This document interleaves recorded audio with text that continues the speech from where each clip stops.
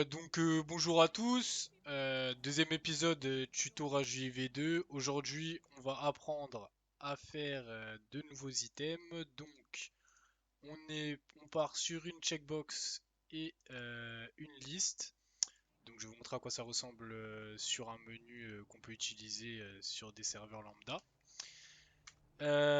Par exemple, je veux gérer mon véhicule, je veux allumer ou éteindre mon moteur au lieu que ça soit juste un bouton qui serait peut-être plus moche. J'ai décidé de mettre une checkbox. Donc voilà, la checkbox ça ressemble à ça. Si j'appuie, ça éteint mon moteur. Si je réappuie, ça le rallume. Et voilà, donc ensuite on a la liste. Ça permet d'éviter d'avoir, pour cet exemple-là, qui est d'ouvrir ou de refermer les portes. Ça évite d'avoir quatre gros boutons qui font avant gauche, avant droit, arrière gauche, arrière droit et d'avoir quatre boutons à la ligne. On fait tout simplement une liste et voilà, c'est beaucoup plus esthétique et c'est beaucoup plus simple.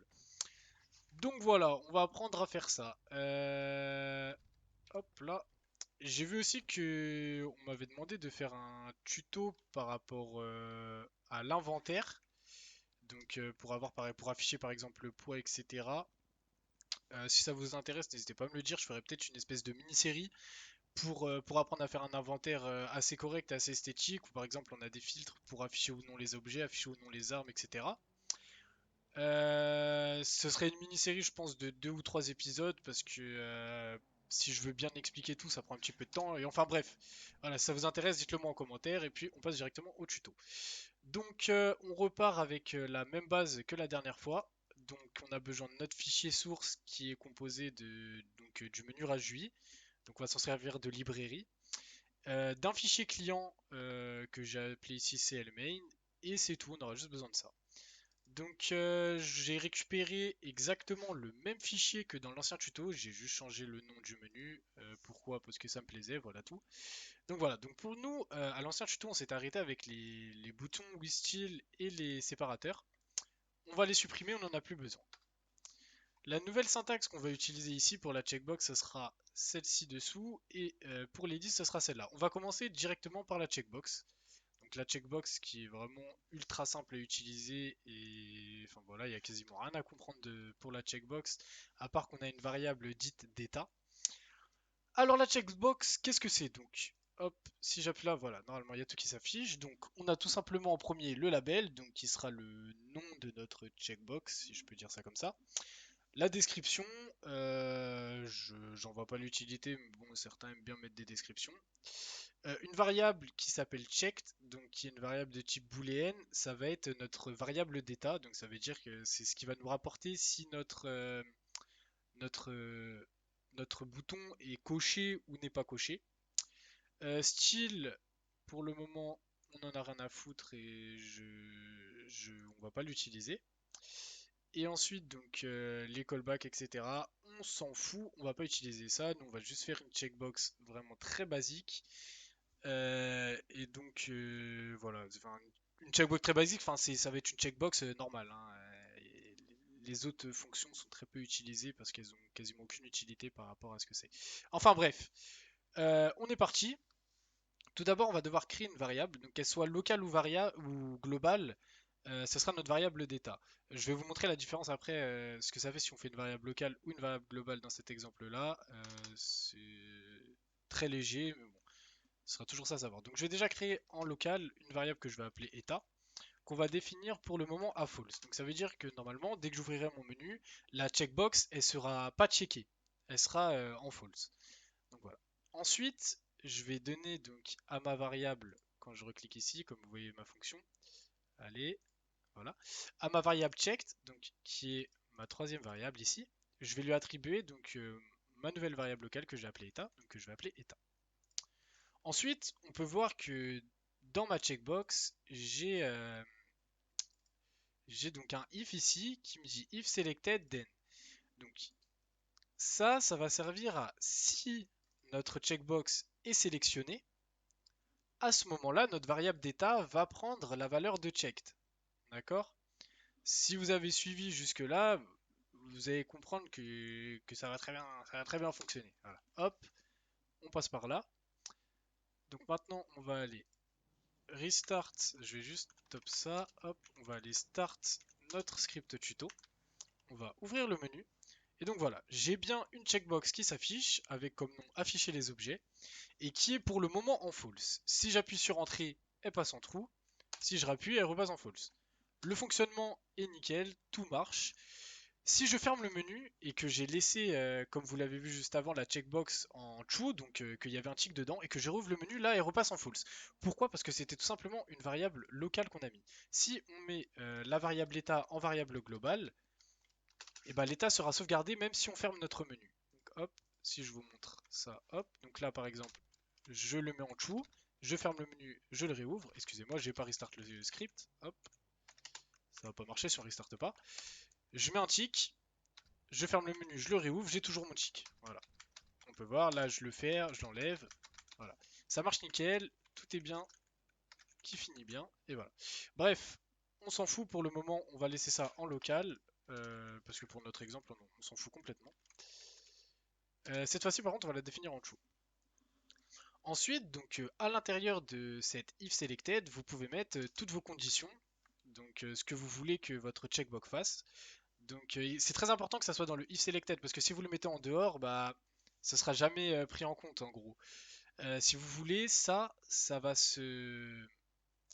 être utilisé, enfin comment dire, ça va être actionné à chaque fois que quelqu'un va appuyer vraiment sur entrée sur la checkbox pour changer son état. Voilà. Je sais pas si j'ai été clair, mais je pense que c'est plutôt clair. Donc là par exemple on va mettre if état est égal à true, then on va print la checkbox et temps true. Voilà. Après, vous pouvez mettre bien sûr toutes les fonctions que vous voulez. Ça fonctionnera sur le même principe, hein. Là, je mets juste des prints parce que voilà, on fait pas un script spécifique. Là, je veux juste vous montrer le fonctionnement. Donc là, la checkbox est en false. Et donc voilà. Donc maintenant, si on restart notre script, hop là.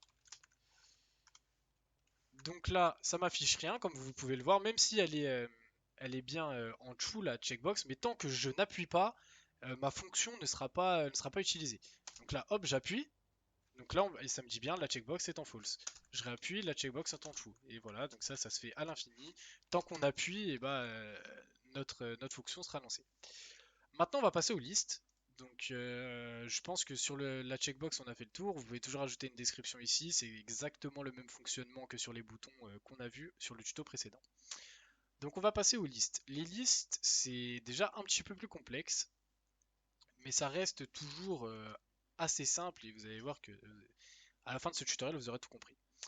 Donc là, j'ai pris l'exemple pour une porte, donc avec les portes avant gauche, droite, etc. Mais on va tout modifier, vous inquiétez pas, vous allez tout comprendre. Donc là, pareil, on aura besoin d'une variable. Cette fois-ci, ce ne sera pas une variable d'état, mais ça va être une variable d'index, qui va nous dire en gros où est-ce qu'on est situé dans notre liste. D'accord? Pour que le menu ait une mémorisation de l'emplacement qu'on avait sur la liste. Donc là, par exemple, on va créer une variable qu'on va appeler indexList, tout simplement, et à laquelle on va donner la valeur 1, pas la valeur 0. Si on lui donne la valeur 0, me demandez pas pourquoi, j'en ai aucune idée, même en essayant de comprendre tout ce que j'ai trouvé dans l'item, etc. J'ai pas compris pourquoi. Si on met une valeur 0, le menu détecte ça comme nil. Donc ça veut dire qu'en gros, il n'y a rien. Je sais pas pourquoi. On met à 1, ça fonctionne parfaitement quand vous commencez avec un index à 1, donc on commence avec un index qui est égal à 1. Ensuite, donc ici, on va remettre notre index list. Hop là. Si vous voulez voir hop, toutes les variables disponibles dans la fonction, voilà. Donc on a toujours le label, item, donc ça va être ce qui aura à l'intérieur, enfin les variables, ce qu'on mettra à l'intérieur de notre liste, tout simplement. L'index, donc c'est notre positionnement par rapport à la liste. Description, comme d'habitude, toujours la même, on s'en fout. Style, on va pas en parler ici. Et puis le reste, on n'en aura pas besoin. Donc notre item list, hop. Alors attendez, où est-ce que c'est déjà? Tac. C'était quoi que je cherchais? On list change. Hop là. Il possède plusieurs fonctions. D'accord? Donc on a une première fonction qui est onListChange, donc qui va être actionnée à chaque fois qu'on va changer le numéro de la liste. Donc encore une fois, hein, on va tout comprendre quand quand je vous montrerai directement en jeu, vous allez tout comprendre, ça va être super simple, vous verrez. Et une autre qui est onSelected, donc qui sera elle actionnée à chaque fois qu'on appuiera sur Entrée. D'accord? Donc vous commencez à suivre. Notre valeur index list, elle va devoir changer bah, à chaque fois que on décide de changer notre liste. Donc ici, on va mettre notre variable index list qui va être égale à notre variable index de notre fonction onListChange. D'accord? Ensuite, onSelected, ça, hop là, le vrai index, vous l'oubliez, c'est une connerie que je faisais avant. Bref. Donc là, notre liste, on va lui donner comme nom liste. Ensuite, ici, on va lui mettre... Non, par exemple, on va lui donner comme nom filtre. D'accord? On veut faire une liste de filtres visuels. Et donc voilà. Donc on a plusieurs filtres. Notre premier filtre, il s'appelle Visual 1. Notre deuxième filtre, il s'appelle Black and White. Notre troisième filtre, il va s'appeler RGB. Et notre dernier filtre, il va s'appeler... Alors, vous savez quoi? On va en mettre que 3, d'accord? Vous pouvez en mettre vraiment autant que vous voulez, hein, tant qu'il y en a plus que 2. Alors, ensuite, ce qu'on va faire, c'est qu'on va déjà print toutes les variables que nous donnent nos fonctions onListChange et onSelected pour que vous compreniez bien le fonctionnement des listes. Donc là, on va print index et print item. Ensuite, print index, print item. Voilà. Donc là, normalement, si je restart mon script, je vais avoir un nouvel item qui va s'appeler filtre et qui va me proposer trois choix, Visual 1, Black and White et RGB. Étant donné que mon premier index de liste, je l'ai initié à 1, normalement il devrait m'afficher en premier Visual 1. Donc c'est ce qu'on va aller voir tout de suite. On va restart le script. Hop. Et donc voilà. J'ai bien une liste donc, qui s'appelle filtre avec Visual 1. Donc là par exemple, j'affiche la console. Rien n'est affiché dans ma console. Je vais bouger sur mon deuxième item, donc black and white. Et donc là, comme vous pouvez le voir, il m'affiche 2 et black and white. Donc qu'est-ce que ça veut dire? Ça veut dire que ma variable index ici, elle me rapporte l'index, enfin plutôt on va dire l'indice à laquelle est mon item par rapport à ma liste. D'accord? Donc par exemple, imaginons que on ait une liste de 6 items. Et bien alors, et qu'on se positionne sur la numéro 3, et ben notre index il nous affichera 3. Si on print l'item, là ça va nous afficher ce qu'on a mis à l'intérieur. Donc le nom. Donc, comme vous pouvez le voir, hop, ça m'affiche bien black and white. Si je décide d'appuyer dessus, ça m'affiche exactement la même chose. Donc qu'est-ce que ça veut dire? Ça veut dire que mon index et mon item ici, que ce soit la fonction onListChange ou onSelected, c'est exactement le même, d'accord? Ces fonctions, elles vont juste nous servir à être utilisées dans des conditions différentes en fait. Mais elles nous rapportent toujours les mêmes variables. Si vous me suivez, c'est parfait. Donc si jamais j'enlevais cette variable là, donc je dis que mon index list est égal à mon index, vous allez voir que, hop, il est pas content lui, dis donc. Attendez, hop, voilà, bonne journée. Et du coup, hop, je restart mon script. Et donc là, vous allez voir que j'ai beau, voilà, là, je sais pas si vous entendez au niveau du menu, mais voilà, j'appuie sur ma touche pour bouger, ça bouge pas. Rien ne bouge. Et pourtant, voilà. Vous voyez que là, ça affiche n'importe quoi, mon menu est totalement buggé. Donc voilà, on évite, hein. Vous pensez bien toujours à mettre la bonne variable ici. Donc il doit être exactement la même que vous avez ici. D'accord? Donc voilà, c'est à peu près tout ce qu'il y a à savoir sur les listes et les checkbox. Ah oui, donc imaginons que là je mettais en index 3, et bah normalement quand je vais ouvrir mon menu ça devrait m'afficher RGB en premier. Et ça va rien changer au fonctionnement de ma liste, hein. Donc voilà, ça m'affiche RGB en premier, mais ça change rien. Si je vais à droite ça m'affiche Visual 1, si je vais à gauche ça m'affiche Black and White. Voilà. Mon menu fonctionne, enfin pardon, mon item de liste fonctionne exactement de la même manière, il commence juste par un index différent. Pareil, si jamais, là comme vous le voyez, à chaque fois que j'ouvre et que je ferme, donc même si je change, hop là, ça me remet toujours sur RGB, c'est la même chose. Si vous le mettez index list en variable globale, hop, au lieu que ça soit une variable locale,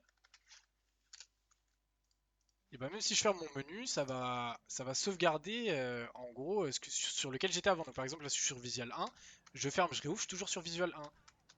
Voilà, tout simplement. Donc moi je la laisse en local parce que je vois pas grand intérêt à mettre ça en variable globale. Et voilà. Donc c'est tout ce qu'il y a à savoir sur ces deux items. La checkbox, très simple d'utilisation. La liste, si on peut voir une difficulté, c'est vraiment de ne pas se tromper entre la onSelected et onListChange. La plupart du temps, la onListChange, vous allez rarement, voire jamais l'utiliser, à part si vous voulez faire un menu, par exemple pour un barbershop, ou alors un menu de vêtements, où il y a vraiment une prévisualisation de ce qu'on veut, de ce qu'on affiche dans notre liste. Sinon, la plupart du temps, voilà, ça, vous aurez juste à mettre donc bien votre index ici qui soit égal à l'index de onListChange pour que votre liste change bien à chaque fois d'indice. Et puis c'est tout. La onSelected, par contre, c'est à chaque fois qu'on appuiera sur Entrée, ce sera la fonction que vous utiliserez le plus et à laquelle à l'intérieur vous mettrez bah, ce que votre menu doit faire tout simplement. Donc voilà, ce sera tout pour ce tutoriel. Si vous avez des questions, n'hésitez pas. Si vous avez des idées de tutos, n'hésitez pas non plus. Donc voilà, je pense faire une mini-série pour faire un tuto pour créer un menu inventaire.